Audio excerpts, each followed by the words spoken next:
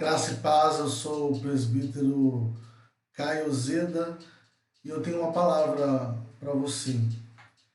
Eu quero te convidar à leitura da palavra de Deus, da Bíblia, em Mateus 24. Só alguns versículos. Jesus saiu do templo e enquanto caminhava, os seus discípulos se aproximaram para lhe mostrar as construções do templo. Ele, porém, lhes disse: Vocês estão vendo estas coisas? Em verdade lhes digo que não ficará aqui pedra sobre pedra que não seja derrubada.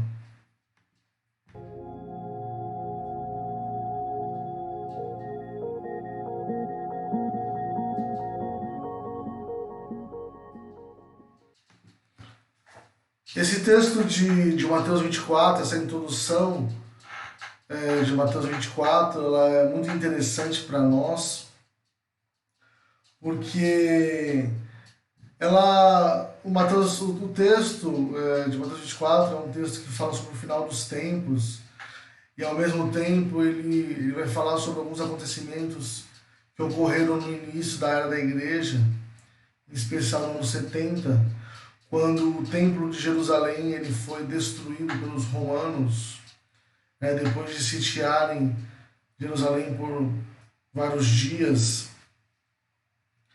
E ao mesmo tempo é um texto que fala sobre o final do mundo. Mas o que eu queria destacar aqui para nossa reflexão é o seguinte: Jesus ele olhou para aquele templo e ele disse: olha, vocês estão vendo a beleza desse templo maravilhoso que tinha sido reformado por Herodes, né? Jesus diz: olha, ele vai ser destruído. É como se algo muito importante para a nossa sociedade fosse derrubada de uma vez por todas, um símbolo para nós fosse destruído. Você pode pensar, por exemplo, para a sociedade ocidental, principalmente para os norte-americanos, é como se a Estátua da Liberdade fosse destroçada por uma bomba, ou um tsunami derrubasse a Estátua da Liberdade. Foi para os americanos o World Trade Center em 2001, lá no famoso 11 de setembro, quando as torres gêmeas foram derrubadas pelos aviões dos terroristas. Seria para nós como se o Cristo Redentor fosse também destroçado, explodido, e sobrasse apenas os pés do Cristo Redentor. Seria como se fosse a cidade lá de Brasília projetada por Niemeyer, tão bonita como ela é, apesar dos políticos, também fosse explodida, destroçada. Ou o prédio do MASP lá em São Paulo, onde tem aquelas obras de arte tão bonitas, como foi a casa do museu lá do Rio de Janeiro, né? O museu histórico. O caso da igreja lá de Paris, né? Que foi também a Notre Dame, né? A Catedral de Notre Dame que pegou fogo. Mas ou se, por exemplo, uma cidade como São Paulo entrasse num caos total de enchentes, fogo nas grandes favelas, tivesse destruído a cidade inteira. Então foi um caos enorme. É algo que fez com que as pessoas elas parassem a vida totalmente. Muitas pessoas morreram na destruição de Jerusalém, do templo. Os judeus eles foram expulsos da terra e vagaram por diversos lugares do mundo. Isso durou por muito tempo, para a maioria dos judeus, até a Primeira e Segunda Guerra, depois da Segunda Guerra Mundial, o Holocausto, depois de novo, quando Israel foi considerado como uma nação, um país novamente, em 1948, que muita gente retornou para aquela terra. Então durou quase 2000 anos o caos que começou e ocorreu lá no ano 70, que estava sendo previsto aqui no início de Mateus 24, dizendo, como Jesus disse: vocês estão vendo essas coisas, esse templo bonito? Em verdade lhes digo que não ficará aqui pedra sobre pedra que não seja derrubada. E foi exatamente isso que ocorreu.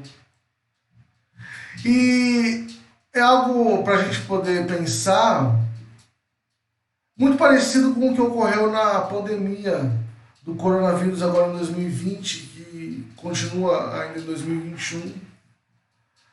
É a paralisação das coisas essenciais. A maioria das pessoas no mundo, por causa dessa pandemia, começou a refletir mais sobre a sua saúde, sobre o que se considera mais ou menos importante. E muitas vidas foram ceifadas. Quando acontece algo como a pandemia do Covid, que paralisou eventos esportivos, né, como a Fórmula 1, como campeonatos mundiais que existiram por aí, ou de regiões como da Europa, o próprio no Brasil, o Campeonato Brasileiro, e também a Olimpíada, que foi passada para 2021, que nem se sabe se vai acontecer em 2021, a Olimpíada que era para ocorrer em 2020. Paralisou o mundo. E às vezes Deus ele permite isso para que as pessoas elas realmente parem. E eu pergunto para você, o que na correria do dia a dia, que já parece estar voltando um pouco, né?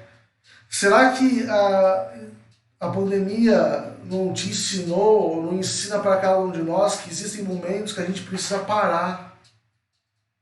Parar por quê?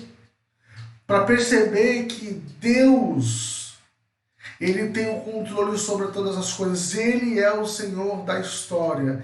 Ele é o Senhor do tempo. E Jesus, para mim, mostra aqui, nesse início de texto de Mateus 24, que Deus é quem tem a última palavra.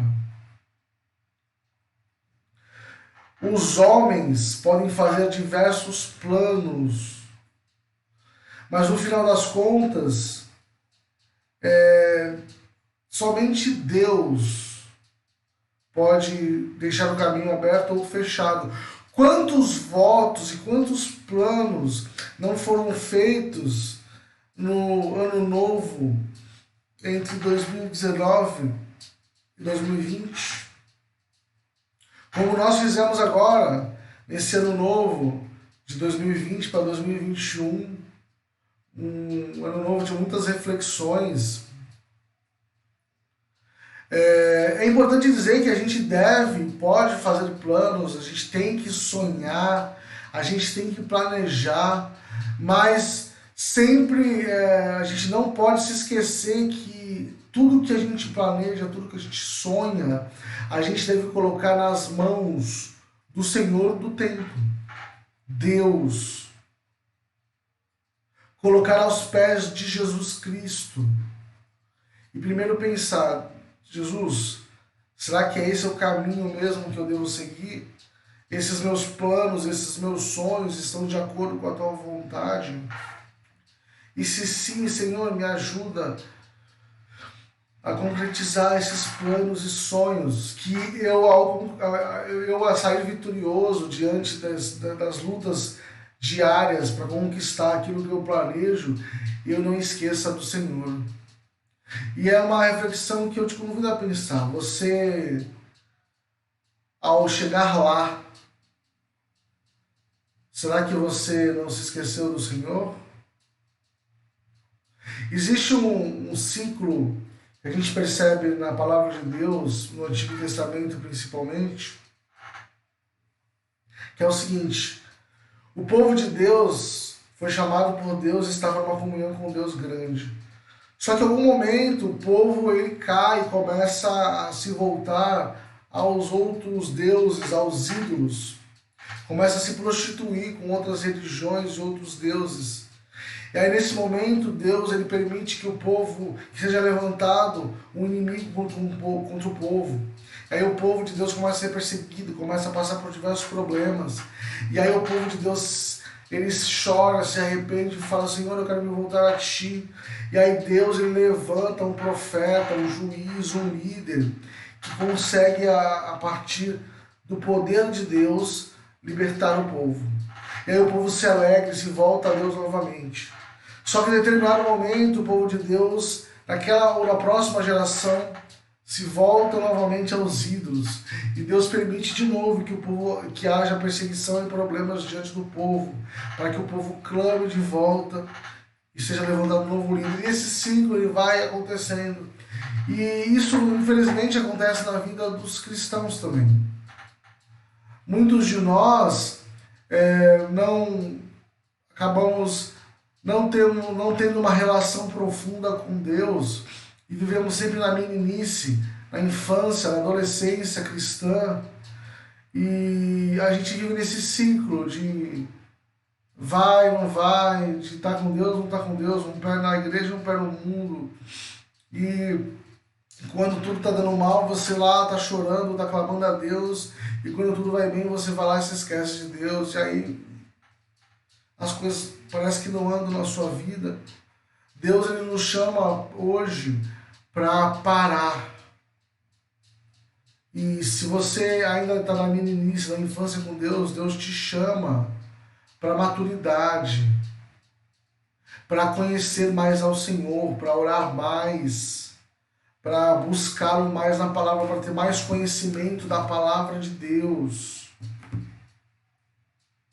E uma coisa importante é dizer que não é possível buscar mais a Deus apenas o que a gente chama de espiritualidade, de busca por Deus apenas em oração, em busca por Deus apenas sentindo o poder, a presença e a graça do Senhor, se você não tem o conhecimento da palavra de Deus.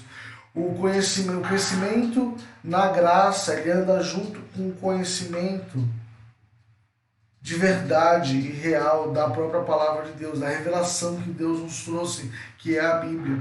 Você precisa crescer nos dois, na graça, a gente pode chamar dessa espiritualidade, das experiências que temos com Deus, juntamente com o conhecimento da palavra de Deus. Você precisa buscar os dois. Deus te chama nesse dia 2 de janeiro de 2021, nesse começo de ano de 2021, a parar de novo. É o comecinho do ano. E a entregar os teus caminhos, os teus planos diante do Senhor. Porque, como Jesus disse, aqui não vai sobrar pedra sobre pedra. Ou seja, Deus é quem manda. Deus é aquele que é o Senhor da história. E que Jesus Cristo seja o Senhor da tua vida, se Ele ainda não é. Que Jesus Cristo, Ele possa ser o seu exemplo, mas que Ele também seja seu Senhor e Salvador. Que você possa ser abençoado pelo Senhor nesse início de ano.